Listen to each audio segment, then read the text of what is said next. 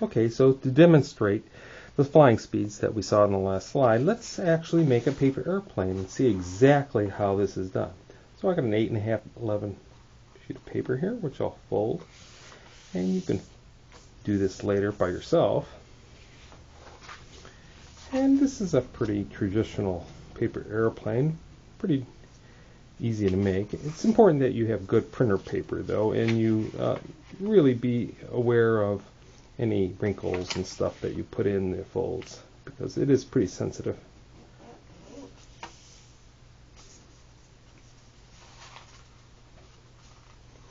So a pretty traditional paper airplane here. I'm not creasing all the edges, especially the leading edge of the paper airplane. I want to keep some billow in here. Now I'm going to add a little weight here at the front. That's the key for the balance of the paper airplane. So like so.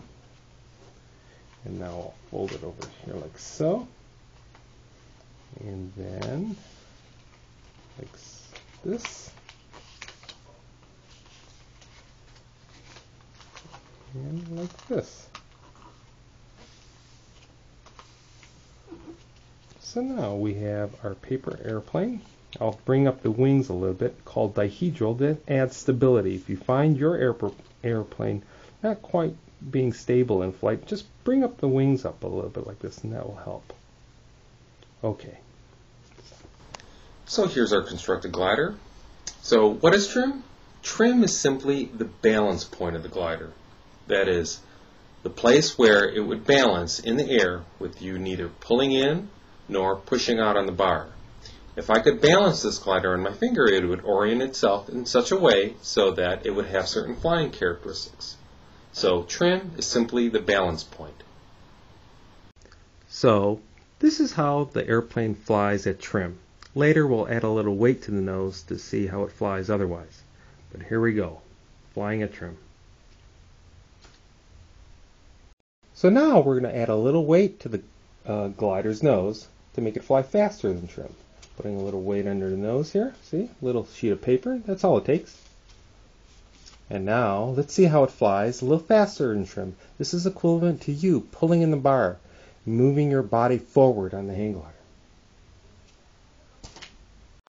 So now let's demonstrate how the glider flies slower than trim. So we'll take the weight and we'll place it at the aft of the airplane, or a little bit at the back here, adding a little weight at the back, and let's see how it flies slower than trim. So what are the practical applications of these speeds?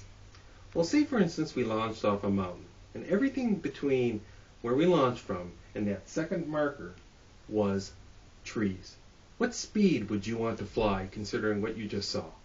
Think about it a second. Any other speed besides faster than trim would have you land in the trees. So therefore you better know what flying speeds are and the feelings in your hands that correspond to them are. Now, when we get to that safe landing zone area, we may have other people landing before us. So we have to give them time to land. So we're in the air above the landing zone while our friends are landing before us. So we have to fly slower than trim to give them time to land. When they're out of the way and we're ready, we can resume faster than trim and land ourselves. Okay, so we're going to use all these flying speeds in our first training flight. We're going to start faster than trim using our thumb and finger pad pressure. And then we're going to use our left-right corrections all the way down to the ground. And when the ground approaches, we've got to do something. So we've got to let the trim to round out the glider. Now we're skimming along the ground, and we can run it out. Or if wings are level, we can move our hands to our shoulders and then go to slower than trim. And if it doesn't zoom up, it's all signs telling us that the glider needs to be flared. So we'll push up and over our head to a full flare stop.